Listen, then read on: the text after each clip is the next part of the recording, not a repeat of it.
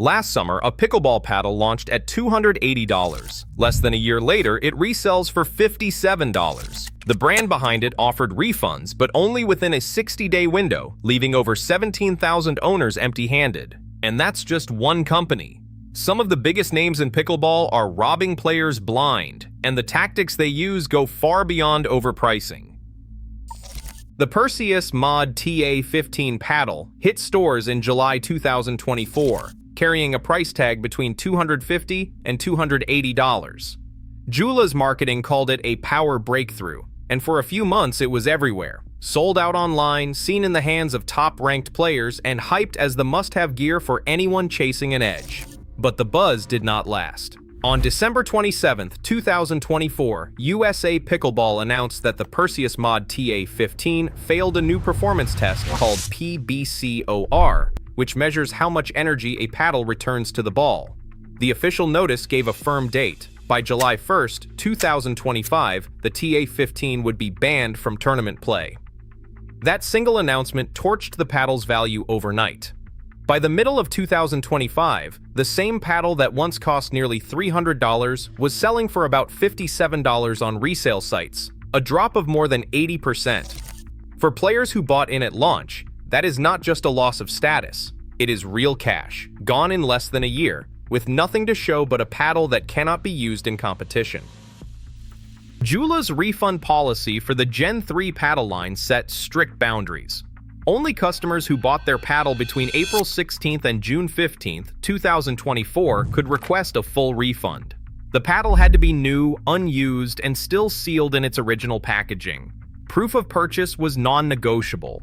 For anyone who bought earlier or who had already opened and played with their paddle, the refund was not an option. This narrow window left a large group of owners on the outside looking in.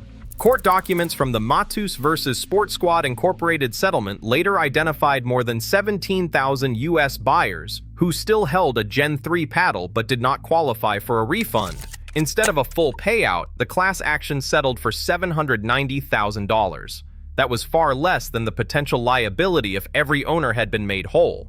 The structure of the refund offer was not accidental. By limiting eligibility and requiring paddles to be unused, Jula sharply contained its financial risk, leaving thousands with a product they could not return and no path to recoup their investment. Selkirk's Project Boomstick and Project 007 paddles sit at the top of the price ladder, each carrying a $333 retail tag. The brand's marketing leans heavily on the promise of a green tech polypropylene core, described as high-density, environmentally conscious, and engineered for durability. Yet, for all the claims about next-generation materials and eco-friendly engineering, there is a noticeable gap. No independent laboratory data has been released to verify what is actually inside. Standard methods like FTIR spectroscopy and cross-section microscopy are widely used in the plastics industry to confirm polymer content. But Selkirk has not published any such results. No spectra, no images, not even a third-party review. Without this kind of evidence, it is impossible to know if the green tech core is truly different from the standard polypropylene honeycomb found in entry-level paddles, some of which sell for less than $30 factory direct. For buyers, this means paying a premium for a promise that has not been proven. Until Selkirk provides verifiable lab results, the justification for the $333 price rests on marketing alone. Scroll through Alibaba's listings and the numbers leap out. Paddles with a polypropylene honeycomb core, carbon fiber face, and even Nomex layers, all advertised for as little as $5 to $30 a piece. The product photos look nearly identical to the gear sold by major brands at $250 and up. Each listing boasts the same technical buzzwords: high-density core, carbon surface, edge guard, grit texture. There is no proof these factories actually supply the big names, but the specs and images make the comparison impossible to ignore. For less than the price of a tournament entry fee, anyone can order a paddle that claims the same construction as flagship models. The gap between a $300 retail paddle and a $20 factory direct version is not just a curiosity, it is a direct challenge to the value story behind premium pricing. If the raw materials and manufacturing look so similar, what exactly are buyers paying for? This price mirror raises a question about the true cost of performance, and it casts a long shadow over every claim of exclusivity or advanced engineering in the high-end market. Stories about paddles falling apart mid-season are not just internet rumors. In February 2026, a poll from the Pickleball Forum Collective asked over 2,000 players about their experience with premium paddles. More than 40% said they had seen delamination, where the paddle's face starts peeling away from the core or the layers separate, reducing performance and sometimes making the paddle unusable. That is not a minor complaint. For a product that often costs over $250, a failure rate that high would be unacceptable in almost any other consumer category. Yet when paddles break, most buyers find the warranty clock has already run out. 6 to 12 months is the standard coverage from top brands like Jula, Selkirk, and PaddleTech. In practice, this means a paddle that fails after one season, sometimes just a few months of regular play, is not covered for repair or replacement. These short warranties quietly shift the risk onto players, who are left to pay full price for a replacement if their paddle fails outside that window. The cycle repeats every year, with each new product launch and each new round of marketing. For players, the hidden cost is not just the sticker price, it is the real possibility of buying the same paddle or its next version again and again.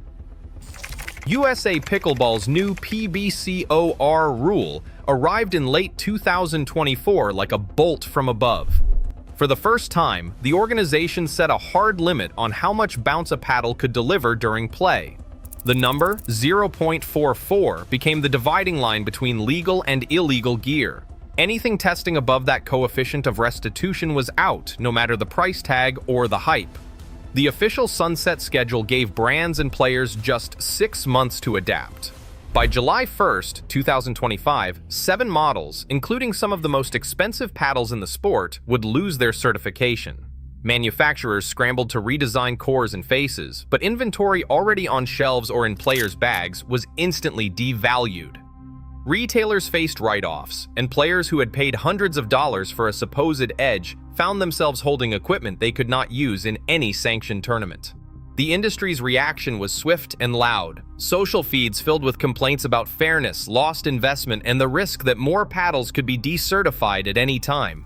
For consumers, the message was clear. Even top-tier gear can be rendered worthless overnight by a rule change.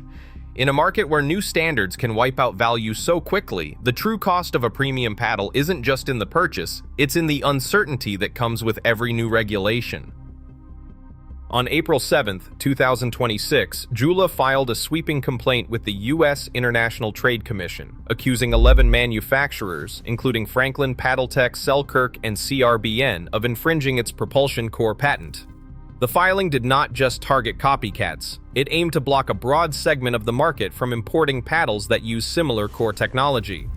By seeking an exclusion order, Jula positioned itself to cut off rivals at the border, not just in the stores. This legal move came on the heels of rapid rule changes and high-profile decertifications, signaling a shift from technical innovation to courtroom defense.